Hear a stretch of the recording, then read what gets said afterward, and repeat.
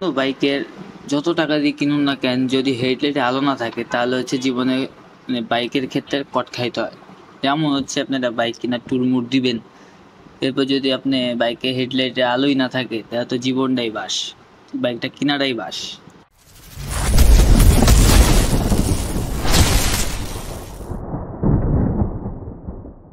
কি অবস্থা আপনাদের ভাই ব্রাদার?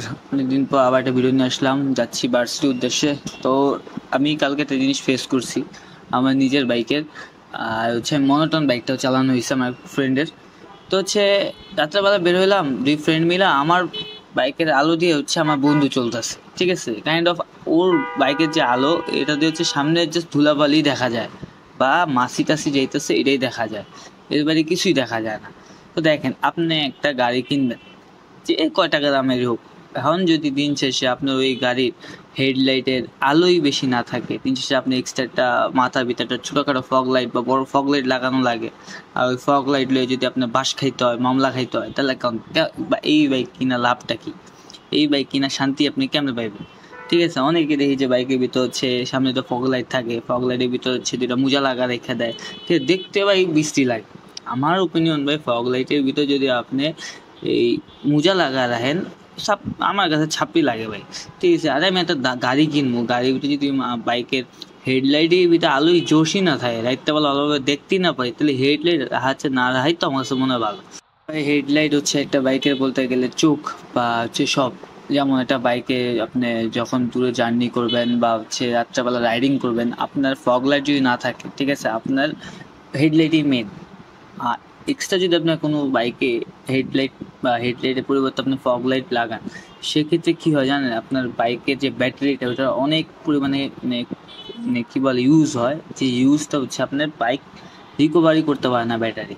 ঠিক আছে, একটা ব্যাটারি হচ্ছে আপনার গাড়ি যত চালাবেন, যত স্পিড চালাবেন, তত তাতে রিচার্জ হবে, চার্জ হবে। আর যদি আপনার বাইক ফগ লাইট চালায়, আপনি আস্তে আস্তে চালান বা খুবই কম চালান, বেশিরভাগই লাইট চালান, সেক্ষেত্রে আপনার ব্যাটারি খুব তাড়াতাড়ি ড্যামেজ হয়ে যাবে। ঠিক আছে, এটা বাস্তব উদাহরণ। আমি এককালের জন্য আমি প্রথম বাইক কিনছি বিগত 6-7 মাস আগে।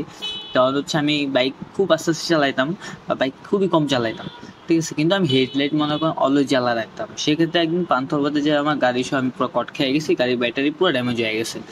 অনেক কষ্টে ব্যাটারি চিন্তা করছি, বলতে গেলে চার্জ দিয়ে আমি আমার বাসায় এসে ব্যাটারি চেঞ্জ করছি। তো এই জিনিসটা হচ্ছে মেন ফ্যাক্ট, যে যে বাইকের আলো কম, অবভিয়াসলি একটা ফগ লাইট ইউজ করবে আলোর জন্য, কিন্তু যে বাইকের আলো কম আমি যাই না বুঝে এই বাইক কেন কিনি। যেমন দেখেন অ্যাবজেট ভার্সন, আমার অ্যাবজেট ভার্সন 3, দেন হচ্ছে আপনার সুজুকি মনোটন।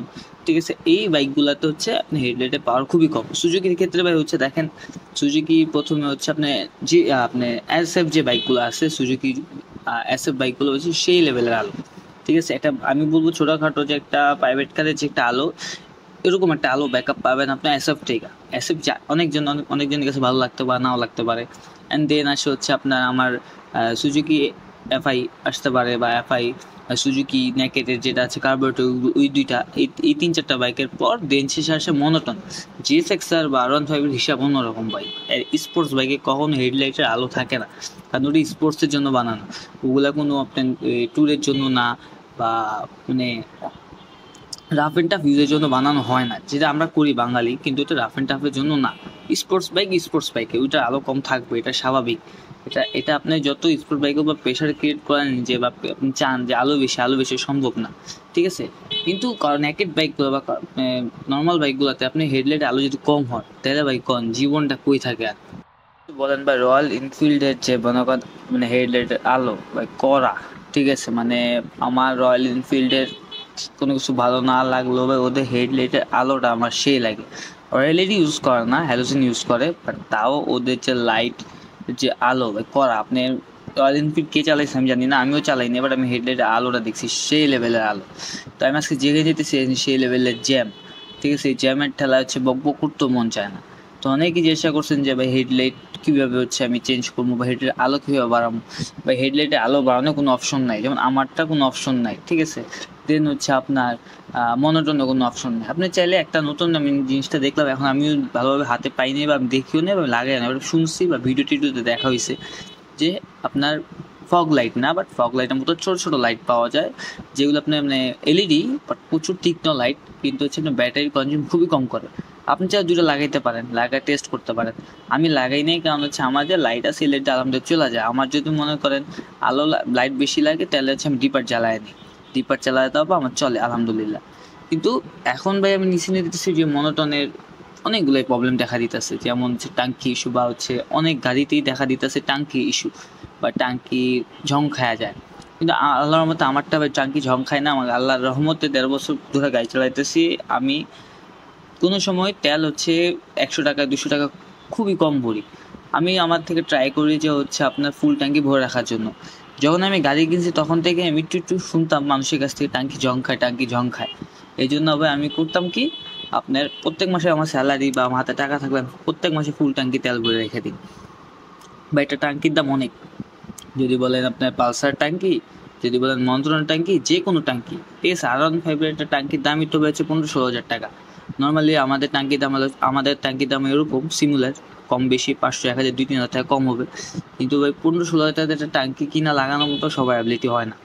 তো সবাই আমি যেটা কাজটা করি ভাই, যে ট্যাঙ্কি ভালো রাখার উপায় হচ্ছে আমার কাছে মনে হয় যে এক জায়গার থেকে তেল নেওয়া, ঠিক আছে, একটা পাম্প থেকে তেল নেওয়া, আর অলওয়েজ প্রত্যেক মাসে ফুল ট্যাঙ্কি তেল ভরে রাখা। এতে ফুল ট্যাঙ্কি তেল ভরে থাকলে আপনার কী হবে জানেন, আপনি যে চাবি অনেক সময় দেখবেন ট্যাঙ্কির তালা খুলে না, ঠিক আছে, দেন হচ্ছে ট্যাঙ্কির ভিতরে মরিচে ধরা যায়। আল্লাহর রহমতে আপনি জিনিসটা ফেস করবেন না, যেহেতু আপনি ফুল ট্যাঙ্কি তেল ভরে সবসময় রাখেন। আর বাংলাদেশে ভাই তেলের গ্রেড তো অনেকই খারাপ, সবাই জানে, এটা না বললেই নয়। তো এই জন্য অনেক সময় হয় কি, তেলে আপনার ঝামেলা থাকে। অনেক সময় কি, অনেক পাম্পে তেলের সাথে পানি মিলায় দেয় বা কেরোসিন মিলায় দেয়, এতে হচ্ছে ট্যাঙ্কি নষ্ট হয়ে যায়, ভিতরে মরিচা ধরা যায়। তো আমরা ট্যাঙ্কির ভিতরে ঢুকে দেখতে পারি না। তো এটার অপশন হচ্ছে, যখন দেখবেন ঝং খাওয়া যায়, এর উপরে একটু মানে মাথা যেখান দিয়ে আমার তেলটা পড়ে ওইটা ফার্স্টে আপনার ঝং খাবে, তখনই বুঝবেন যে আপনার হচ্ছে ঝং ধরা শুরু হয়েছে। আপনি বেশি দেরি করবেন না, W40-তে নিজে নিজে ওয়াশ করবেন। আর নিজে যদি ওয়াশ না করতে পারেন, সেই ক্ষেত্রে হচ্ছে আপনার করে নেবেন, একটা ভালো সার্ভিস সেন্টার নিয়ে যাবেন, 400-500 টাকা লাগবে, টাঙ্কিটা ওয়াশ করে ফেলবেন। দেরি করবেন না ভাই, ঠিক আছে। হেডলাইটের কথা তো বললামই, যে যেমন চালাতে পারে ভাই। আমার হেডলাইট নিয়ে কোনো ইস্যু নাই, বা মনোটনের অনেকজনই দেখছি কোনো ইস্যু নাই, বাট আমার কাছে মনোটন চালায় দেখলাম যে সামনের মাসি গেলে খালি মাসি দেখা যেতে পারে, তাও না দেখা যেতে পারে। আর অ্যাবজেটের সিরিয়াসের কথা তো বাদই দিয়ে, ভার্সন 2 হেডলাইট জোস, আমার পছন্দের ভার্সন 2 হেডলাইট। বাট হচ্ছে অ্যাবজেট ভার্সন 3 যে লাইটগুলো আসছে, মানে কী বলবো, মানে মাসিও দেখা যায় না আমার কাছে মনে হয়।